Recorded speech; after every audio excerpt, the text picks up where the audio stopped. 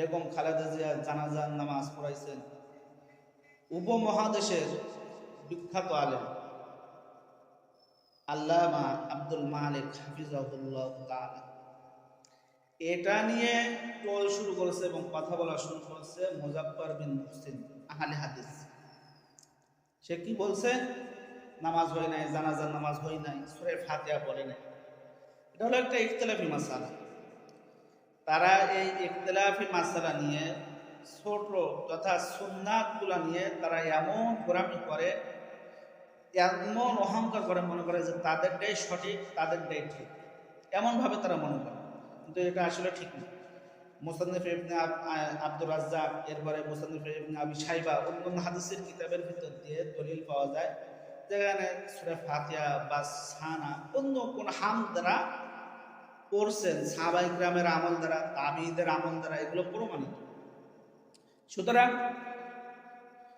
আমরা রাসূলের উম্মত, সাহাবায়ে কিরামও রাসূলের উম্মত। সাহাবায়ে কিরাম কার উম্মত? রাসূলের উম্মত, রাসূলের উম্মত। আমরা রাসূলকে দেখি নাই, রাসূলের আমলও দেখি নাই।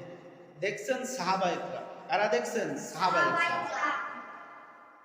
কিন্তু মুজাফফর বিন মুহসিন বলেন, এরপর আব্দুর রাজ্জাক বিন ইউসুফ বলেন, আব্দুল্লাহ বিন আব্দুর রাজ্জাক বলেন, এরপরে বিরাদার রাহুল বলেন, এরপর মুজাফফর বা মারুফ কাসেমি, এনারা যারা আছেন এনারাও রাসূলকে দেখে নাই, রাসূলের আমলও দেখে নাই, সাহাবাদেরকেও দেখে নাই। সাহাবায়ে কিরাম দেখছেন রাসূলকে, রাসূলকে দেখছেন সাহাবায়ে কিরাম। এ দ্বারা প্রমাণিত, সাহাবায়ে কিরামের থেকে প্রমাণিত হচ্ছে এটা। অথবা সুন্নাত পর্যায়ে সুন্নাহ হবে, কিন্তু গোরামি করে কি বলে যে না, নামাজই হয় নাই, নামাজই বাতিল। নামাজ ভঙ্গের কারণ বা নামাজ বাতিল হওয়ার কারণ এক নম্বর কোরআন অশুদ্ধ পড়া।